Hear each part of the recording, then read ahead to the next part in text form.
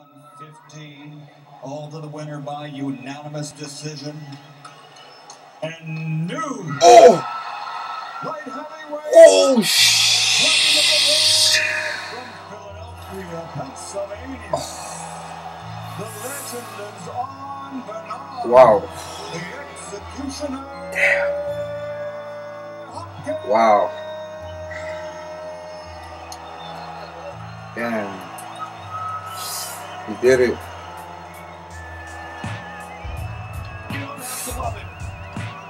Damn. Yo, what's up? This is your boy, JERMZ, boxing. God damn, that was beautiful, man. Bernard Hopkins, the oldest athlete to win a legitimate world title. Man, this was the rematch with PASCAL. I was gonna do a prediction, but it was gonna be exactly the same as my first one. You know, the first prediction, and I figured, hey, you know what? I'll just let it be. You know, just let it be, and exactly as he's supposed to. He's supposed to be crafty against a guy who's athletically sloppy like John Pascal.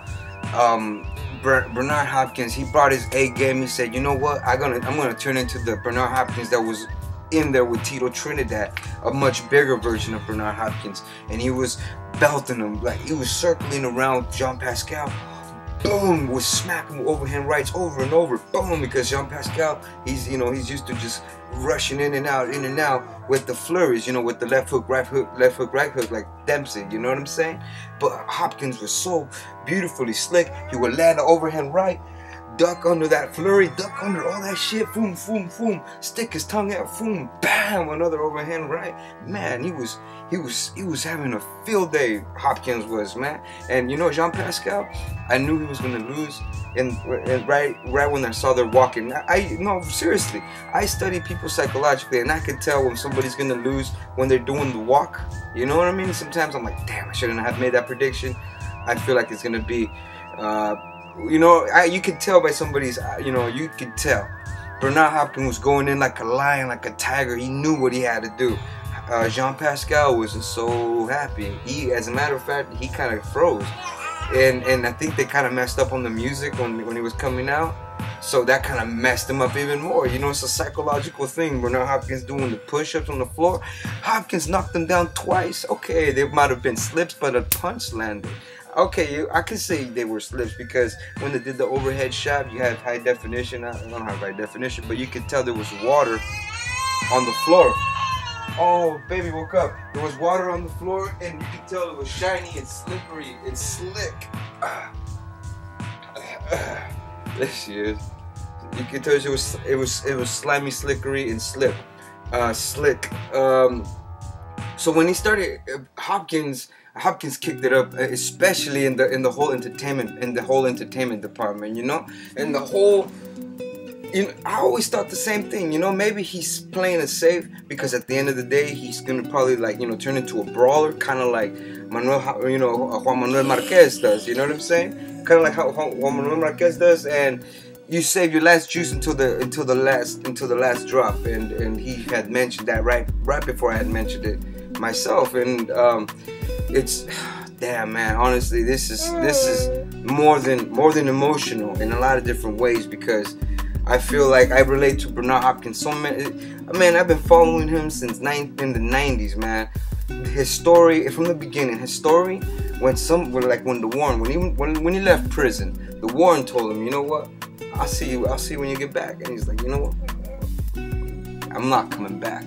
You know, and that always stuck to me. Like, you know what? People always expect you to fail. Always expect. I know how that's like when they expect you to just, because they're used to you failing and failing and failing. So they know you're not gonna change just because you said so, because a Bible told you so, because you had some correction time. No, you know, that's not it. And Bernard Hopkins, he knew exactly what he needed to do to just stay out. Basically, you know, turn your life around, and you can. And because of that kind of mentality, you know, people like him are guided by like angels. You know, people who are guided by higher energies. You know, to inspire, to like kind of like send out positive vibes, positive vibration throughout the world, and somehow, you know, make, you know, people switch their lives around, and maybe in Ukraine, maybe in New Jersey, maybe in Mexico, all over the world, man. You have no idea what the internet does nowadays. It's crazy. Bernard Hopkins, I was really hoping they were gonna steal it, but you know what? I had a good feeling in my heart that it was. They're gonna look at the judges. They're gonna look at the judges. I'm like, I hope they don't have really American or Canadian judges. And you know, yeah, I think it was Italy, and well, it doesn't matter. But the thing is, it was neutral judges. Okay, cool.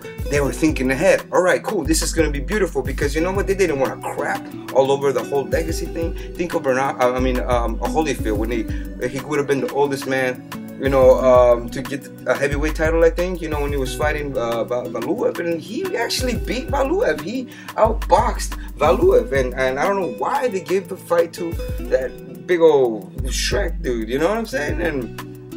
But it doesn't matter now, because Hopkins is the American dream. Hopkins is why people come to, you know, jump the border over here. Hopkins is the essence of falling down and getting back up and getting, and you know, and reaching the top of higher, you know, to your expectations, your whole potential, you know, and it's crazy. It's like an overwhelming thing, you know, because I've seen people come and go, talking, acting like they're changing, you know, and they don't really come through. Hopkins, everything from down to where he doesn't even smoke, drink, he knows what to eat, he doesn't beat up his body, it's all in here. He knows the meditation part, everything, and here it all paid off. Now he sealed his deal. Now he's the oldest champion ever. And if he defends it, even if he loses, it's gonna be the oldest champion to defend his title. You know, next to the mongoose, the old slickety slick mongoose, Archie. You know what I'm saying? So it's like crazy night. I'm so glad that I'm here telling you about it. You know, you probably already know about it, but that's my opinion about it. I was watching DIACONU and Chad Dawson. You know what, Chad Dawson? Manny Stewart trying to turn him into a Tommy Hearns. Yeah, a little Tommy. Okay, I can see he's doing a good Tommy impression, but for some reason the chin doesn't. It's not. Well, I guess you can call it a Tommy chin too. But anyways, what I'm talking about is what's his name? I keep forgetting. It's Chad Dawson. Turned into a kind of like a lefty Vladimir Klitschko, you know what I'm saying? At first, coming in, pawing with his jab, trying to get that cross in, you know, trying to get that one punch power at a time with the probing jab. DIACONU, he was eating that up. And then here and there, DIACONU would land some good power shots and make Chad Dawson retreat, you know. So it was a solid fight.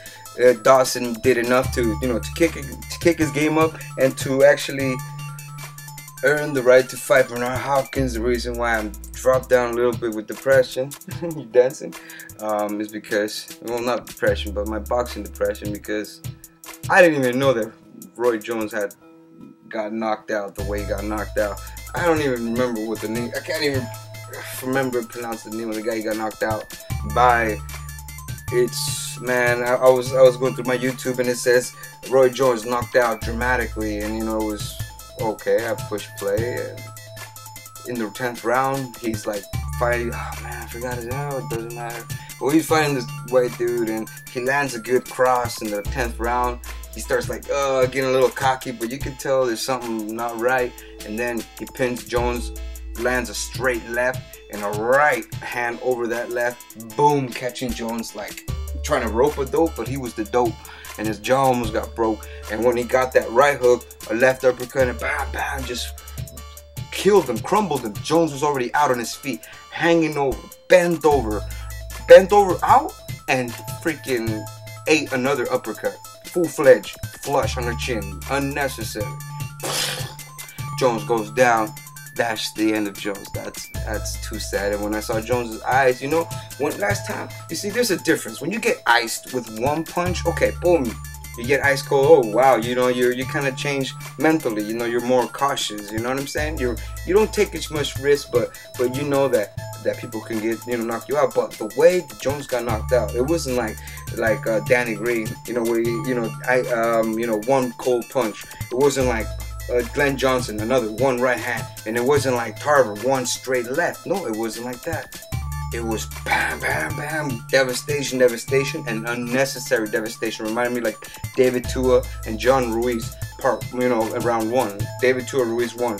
YouTube that shit, you'll know what I'm talking about. But wow, Jones, man, he got murdered, man. He looked embarrassed, man. Even my wife was like, damn, man, it didn't look right. And Jones should just hang up his gloves, because he's gonna get killed next time, dude. Like, for real, man. That's it, Jonesy. Man, you should just, that's it, man. You go to the next competition, tough man competition or something, man, or pros versus Joes again or something, dude. But you can't box with these kids no more, man. Man, they kill you, man. So anyways, man, the high heavyweight division's making some fireworks right now. Today, this week, maybe that young cat's gonna, I don't know, man. It's pretty solid. It's a pretty solid night. What's up, baby? I'm talking to you two. What's up? You wanna say something?